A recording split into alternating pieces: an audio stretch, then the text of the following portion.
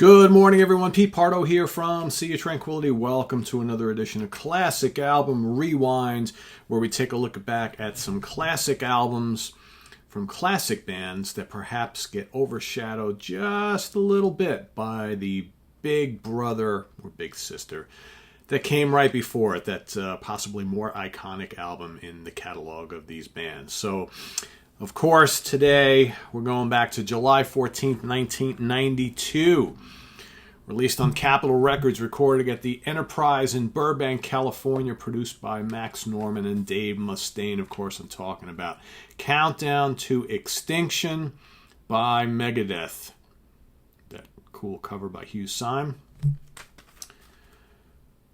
Pretty big seller for the band, right? This, of course, is what many consider the classic lineup of Megadeth. Of course, that features Dave Mustaine, lead vocals, lead and rhythm guitars, Dave Ellefson, bass, backing vocals, Marty Friedman, lead and rhythm guitars, and Nick Menza on drums. This follows, what many consider to possibly be Megadeth's finest hour. Rust in Peace. There's the guys in the band. I'd argue this is a top 1 or 2 Megadeth album, right, along with Peace Sells, but who's buying? But that's just me. However, I would say Countdown to Extinction follows pretty damn close. So, I don't know. It's funny, after all these years of having this album and, seeing them on this tour, and, this album was played quite a bit by myself back in the day. Not so much a thrash album. I know Megadeth are always considered one of the top, 4 or 5 big bands in thrash history. But, they went through a period in the 90s where I think it didn't really seem all that important to them to really dial up the thrash, but just be a good metal band. And that's really what this album is. While it has its thrash moments, for sure, it's much more of like a mid-paced, talking about song structure-wise, just really good metal album with lots of great riffs and shredding guitars. And a lot of material. There's a lot of songs on here. There's, 11, 12 tracks, right? We'll go through them here. So, and here, a lot of very, very memorable songs. I think, the band played a good chunk of this album live over the years. We had multiple MTV videos here, kicking off with, of course, Skin of My Teeth, or Skin O' My Teeth, fast-paced, crunchy, thrashy rocker. The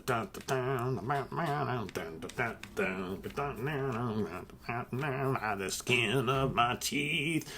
Little Dave Mustaine snarling on that one. Then, of course, you got Little Symphony of Destruction. Great song. I mean, it doesn't get much better than Skin of My Teeth and Symphony of Destruction leading off an album. Again, not really a thrash song. Not really. Sort of, I guess you can call it. Sort of thrash, but compared to some of the other bands that were around, they were still, putting out some, also equally great stuff. I think, Megadeth just kind of dialed back on the speed a little bit, although certainly the riffage was, technical at times, like we would always get from them, and lots of shredding guitar solos. Then, of course, you got Architecture of Aggression. Another killer song. I mean, side 1 doesn't get much better. Side 1 of the vinyl, first half of the CD. From Architecture of Aggression, we got Foreclosure of a Dream. Awesome song. Love the opening kind of guitar moments on that. Marty Friedman and Dave just working up all sorts of really cool melodic stuff. And then the song gets nice and crunchy and heavy. And then it doesn't stop there, right? Sweating bullets, hello me, meet the real me, right? I mean, just another really cool track. First 5 tracks, absolutely killer, absolutely memorable. From there, we got This Was My Life, another great mid-paced melodic song for track number 6. Excellent, great guitar solos in that one. Side 2 of the vinyl, second half of the CD. All right, so here we have the second half, not quite as filled with the more memorable tracks, but equally as strong. The second half of the disc is like where all of the really cool deep cuts on this album lie. So you got the title track, Countdown to Extinction. Great, melodic, heavy. How about that riff that comes up like around the middle of the song? Excellent. From there, you got High Speed Dirt, right? Another really cool track. Some of the latter ones on the album is where the band dials up the speed a little bit, gets back to some of their thrashy roots.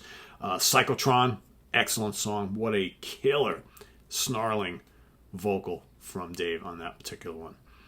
Captive Honor follows, another really solid number. And then the killer, Ashes in Your Mouth, to finish it all off. Those weaving riffs, those blinding, blazing solos, right? Really cool stuff. Again, if you're a fan of this album, or maybe haven't visited in a while, I was very guilty like early on when this first came out, because it's a fairly long album and there's a lot of tracks. I used to spend a ton of time with the first half and not as much with the second. I have found in more recent years when I go play this, I kind of go back to that second half because those are the songs that really didn't get a lot of airplay at Casa de Pardo back in the day, right? But some really, really good tracks, especially Ashes in Your Mouth and Psychotron, the title track. Amazing stuff. Very melodic. Like I said, there's some really good mid-paced, just classic heavy metal on here. Not so much like the blistering thrash stuff, although they do dial that in from time to time. That's really not what this album is all about. This proved that Megadeth could do more of just like a classic metal band sound, right? Without just going for the all the time, right? And that's really good too. And of course you got the proggy moments on here because this band did a lot of really cool technical stuff, especially on the album that came before it, right? But these go right hand in hand. I think with Euthanasia things dropped off a little bit, although that's a really strong album too. But I think these two albums are prime examples of this lineup of Megadeth, and absolutely two of the gems from this time period, right? So I mean, this we're talking this is early '90s, right? So the musical landscape is changing big time. However, bands like Megadeth still selling a good amount of records, still killing it out on tour. And Countdown to Extinction is my classic album rewind for today. So if you've never listened to this album, please go do so now and then come back and report what you think, what your feelings are on this album. And if you're a fan, or maybe you just haven't listened to it in quite a long time, hit that rewind button, play it again, and let us know how you're feeling about it in 2021. I get that a lot. This is still good in 2021. How are you feeling about this in 2021? You ever go and watch music clips on YouTube, right, of stuff from the past? You get all these people this still kicks ass in 2021. This is still relevant in 2021. It's of course it is. It was the same in 2020, 2019, 2015, 1999. I mean, that's kind of redundant to continually keep saying that. Classic music is classic music. We don't need to remind ourselves of it each and every year by making statements like that. We know it's still classic, right? It's still classic. So it's good to talk about, but we don't need to state every year, it's great in this year. It was great in every year, man. That's just what it's all about. It was great in 92. It was great in 2001. It's great in 2021. That's just the way it goes. So anyway, visit us on the web at www.seaoftranquility.org. We're on Facebook. We're on Twitter. Of course, we're here on YouTube all the damn time. Coming up on the channel, we've got new product review day today, so expect a couple videos for some cool new stuff.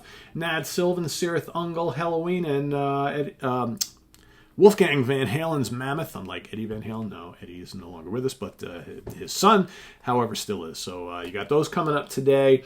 And Lynn Versace and I will be ranking the studio albums of the Steve Morse Band either tonight or tomorrow night. Not set in stone yet, but you'll get that this week.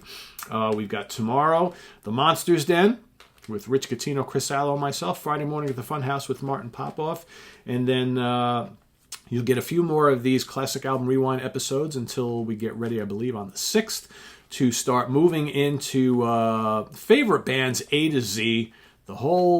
All the letters of the alphabet. That'll take us through the end of July. Each day I'm going to go in order from A to Z, give you my favorite band that starts with that letter and my favorite album from that particular band. And I'll give you a runner-up each day as well. So thanks for watching. And I do want to, on a more serious note, I do want to send some positive vibes and prayers out to one of the most amazing guitar players and a terrific human being, Mr. Frank Marino, who is struggling with some health issues right now. I don't know if you've all seen the note that Frank passed out last night, but he has had to cancel all upcoming tour dates, and he basically said he's no longer going to be able to play ever again. So he didn't get into specifics, but apparently he's got something that will not allow him to grace a stage ever again, and that is very, very sad. Frank, we wish you all the best.